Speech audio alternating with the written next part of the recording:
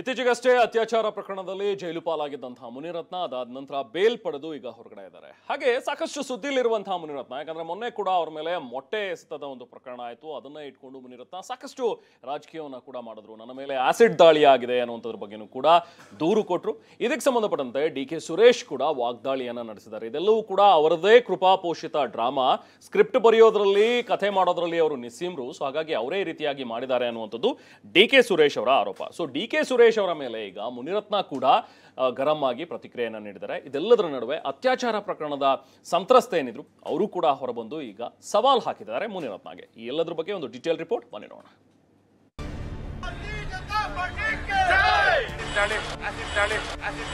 3 second ಮುಂಚಿತವಾಗಿ acid ಅಂದಿದ ತಕ್ಷಣನೇ ಮೊಟ್ಟೆನಲ್ಲಿ ದಾಳಿ ಆಗುತ್ತೆ. ಕುಸುಮಾಗೊಂದು ಕಿವಿ ಮಾತು ಹೇಳ್ತೀನಿ, ಈ ರೀತಿ ಇದಕ್ಕೆಲ್ಲ ಪ್ರಚೋದನೆ ಕೊಡಬೇಡಿ. ಒಳ್ಳೆ ಡ್ರಾಮನ ಸ್ಕ್ರಿಪ್ಟ್ ಮಾಡಿ ನಿಮ್ ಕೈ ಕೊಟ್ಟಿದ್ದಾರೆ. ಸಂಕಷ್ಟ, ಸಾಲು ಸಾಲು ಕೇಸ್, ಒಂದಲ್ಲ ಒಂದು ವಿಘ್ನ, ಜಾತಿ ನಿಂದನೆ, ಲಂಚಕ್ಕೆ ಬೆದರಿಕೆ, ಅತ್ಯಾಚಾರ, ಹನಿ ಟ್ರ್ಯಾಪ್ ಕೇಸ್. ಆರ್ ನಗರದ ಶಾಸಕ ಮೋಸ್ಟ್ ಕಾಂಟ್ರವರ್ಷಿಯಲ್ ಎಂಎಲ್ಎ ಮುನಿರತ್ನ ವಿರುದ್ಧ ಗಂಭೀರ ಆರೋಪಗಳೇ ಕೇಳಿ ಬರ್ತಿದೆ. ಇತ್ತೀಚೆಗಷ್ಟೇ ಅತ್ಯಾಚಾರ ಕೇಸ್ ಆರೋಪದಲ್ಲಿ ಜೈಲು ಸೇರಿದ್ದ ಮುನಿರತ್ನ ಬಿಡುಗಡೆಯಾಗಿದ್ರು. ಇದೀಗ ಮೊನ್ನೆಯಷ್ಟೇ ಮೊಟ್ಟೆಯೇಟು ಬಿದ್ದಿದೆ. ಡಿ.ಕೆ. ಬ್ರದರ್ರೇ ಇದಕ್ಕೆ ಕಾರಣ ಅಂತಾನು ಗಂಭೀರ ಆರೋಪವನ್ನೇ ಮಾಡಿದ್ರು. ಕುಸುಮ, ಹನುಮಂತರಾಯಪ್ಪ ವಿರುದ್ಧವೂ ಬೆಂಕಿ ಉಗಳಿದ್ರು. ಇದರ ನಡುವೆಯೇ ಇದೀಗ ಅತ್ಯಾಚಾರ, ಜಾತಿ ನಿಂದನೆ ಕೇಸ್ ಮತ್ತೆ ಮುನ್ನೆಲೆಗೆ ಬಂದಿದೆ. ಗಂಡಾಂತರ ಎದುರಾಗಿದೆ. ನಾನು ಪ್ರಮಾಣ ಮಾಡ್ತೇನೆ, ಈ ರೇಪ್ ಮಾಡಿರುವಂತದ್ದು ಸುಳ್ಳು ಕೇಸು. ಅತ್ಯಾಚಾರ ಪ್ರಕರಣದಲ್ಲಿ ಶಾಸಕ ಮುನಿರತ್ನಗೆ ಗಂಡಾಂತರ. ಆರೋಪ ಸಾಬೀತು ಎಂದು ಸಿಐಡಿ ಚಾರ್ಜ್ ಶೀಟ್ ಸಲ್ಲಿಕೆ. ಅತ್ಯಾಚಾರ ಪ್ರಕರಣದಲ್ಲಿ ಜೈಲು ಸೇರಿ ಜಾಮೀನಿನ ಮೇಲೆ ಹೊರಬಂದಿದ್ದ ಶಾಸಕ ಮುನಿರತ್ನಗೆ ಇದೀಗ ಮತ್ತೆ ಸಂಕಷ್ಟ ಎದುರಾಗಿದೆ. ಮಹಿಳೆಯ ಆರೋಪ ಸಾಬೀತು ಎಂದು ಸಿಐಡಿ ಚಾರ್ಜ್ ಶೀಟ್ ಸಲ್ಲಿಕೆ ಮಾಡಿದೆ. ರೇಪ್, ಹನಿ ಟ್ರ್ಯಾಪ್ ಕೇಸ್ ಎಂದು ಇದೀಗ ಚಾರ್ಜ್ ಶೀಟ್ನಲ್ಲಿ ಉಲ್ಲೇಖ ಮಾಡಲಾಗಿದೆ. ಬೆಂಗಳೂರಿನ ಜನಪ್ರತಿನಿಧಿಗಳ ಕೋರ್ಟ್ಗೆ ಸಿಐಡಿ ಪೊಲೀಸರು ಚಾರ್ಜ್ ಶೀಟ್ ಸಲ್ಲಿಸಿದ್ದಾರೆ. ಹಾಗಾದರೆ ಪ್ರಕರಣದಲ್ಲಿ ಏವನ್ನಾಗಿರೋ ಶಾಸಕ ಮುನಿರತ್ನ ವಿರುದ್ಧ ಚಾರ್ಜ್ ಶೀಟ್ನಲ್ಲಿ ಏನಿದು ಘಟನೆ ಅನ್ನೋದನ್ನೇ ಹೇಳ್ತೀವಿ ನೋಡಿ. ಅತ್ಯಾಚಾರ ಕೇಸ್ನಲ್ಲಿ ಮುನಿರತ್ನ ಸೇರಿ 4 ವಿರುದ್ಧ ಚಾರ್ಜ್ ಶೀಟ್ ಸಲ್ಲಿಕೆ ಮಾಡಲಾಗಿದೆ. A1 Munirathna, A3 Sudhakar, A7 Srinivas, A8 inspector Ayyanna ಎಂದು ಸಿಐಡಿ ಉಲ್ಲೇಖ ಮಾಡಿದೆ. ಇನ್ನು ಕಳೆದ ಸೆಪ್ಟೆಂಬರ್ 18ರಂದು ಕಗ್ಗಲಿಪುರ ಠಾಣೆಯಲ್ಲಿ ಮಹಿಳೆಯೊಬ್ಬರು ಕೇಸ್ ದಾಖಲಿಸಿದ್ರು. 7 ಮಂದಿ ವಿರುದ್ಧ ದೂರು ದಾಖಲಿಸಿದ್ರು.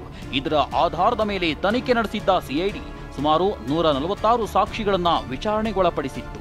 ನ್ಯಾಯಾಧೀಶರ ಮುಂದೆ 8 ಸಾಕ್ಷಿದಾರರ ಹೇಳಿಕೆ ದಾಖಲು ಮಾಡಲಾಗಿತ್ತು.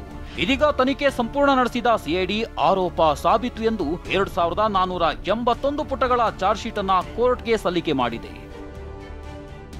ಸಂತ್ರಸ್ತೆ ಮುನಿರತ್ನ ಮಧ್ಯೆ ಆಣೆ ಪ್ರಮಾಣ ಸವಾಲು. ಅತ್ಯಾಚಾರ ಸಂಬಂಧ ನಿನ್ನೆಯಷ್ಟೇ ಶಾಸಕ ಮುನಿರತ್ನ ಸವಾಲು ಹಾಕಿದ್ರು. ಕಾಲಭೈರವೇಶ್ವರ ಸನ್ನಿಧಿಗೆ ಬಂದು ಪ್ರಮಾಣ ಮಾಡಲಿ ಅಂದ್ರು.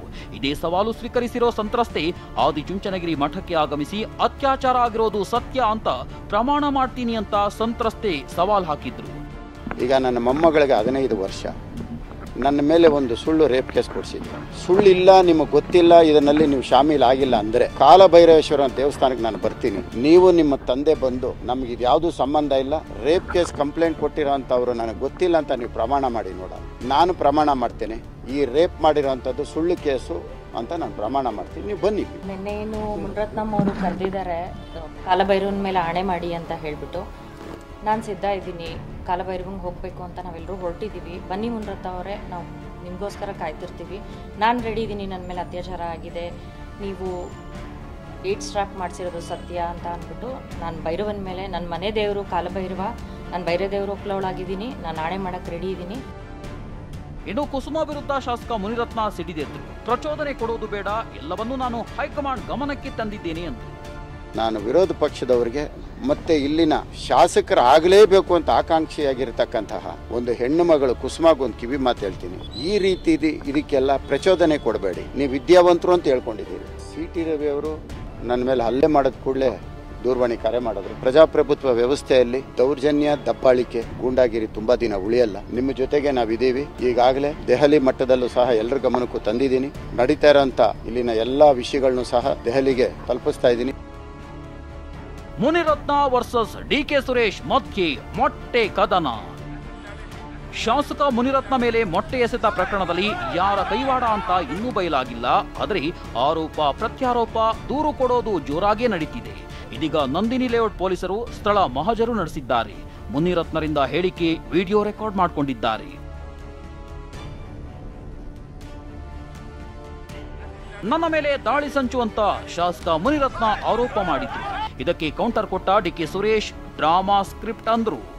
ಜಾಲಹಳ್ಳಿ ಲಿಮಿಟ್ಸ್ ಅಲ್ಲಿ ಹಿಡಿದ್ಬಿಟ್ಟು ಹೊಡೆದು ವಾರ್ನ್ ಮಾಡಿ ಕಳಿಸಿದ್ದಾರೆ. ಅಲ್ಲೂ ಹಿಂಗ್ ಮಾಡಿದ್ದಾರೆ ನನ್ನ ಮೇಲೆ. ಆವತ್ತಲ್ಲಿ ಆಸಿಡ್ ದಾಳಿ ಮಾಡಕ್ ಬಂದಿತ್ತು. ಕನ್ನಡ ಚಿತ್ರರಂಗದ ಅಧ್ಯಕ್ಷರಾಗಿ ಸೇವೆ ಸಲ್ಲಿಸಿದವರು, ಜೊತೆಗೆ ನಿರ್ಮಾಪಕರಾಗಿ ಕೆಲಸ ಮಾಡಿದವರು, ಅವಾಗ ಸ್ಕ್ರಿಪ್ಟ್ ಬರಿತೀನಿ ಅಂತ ನನ್ನ ಹತ್ರ ಇದ್ದಾಗ ಹೇಳ್ತಿದ್ರು. ಕಥೆನೂ ತಿರ್ತೀನಿ ಅಂತ ಹೇಳಿ ಕುರುಕ್ಷೇತ್ರದಲ್ಲಿ ನಿಮ್ಗೆಲ್ಲ ಗೊತ್ತಿದೆ, ತಿರ್ಚಿರೋದು ಹೆಂಗ್ ಬೇಕಾದ್ರೂ ಜನಕ್ಕೆ ತೋರಿಸ್ತಿದೆ.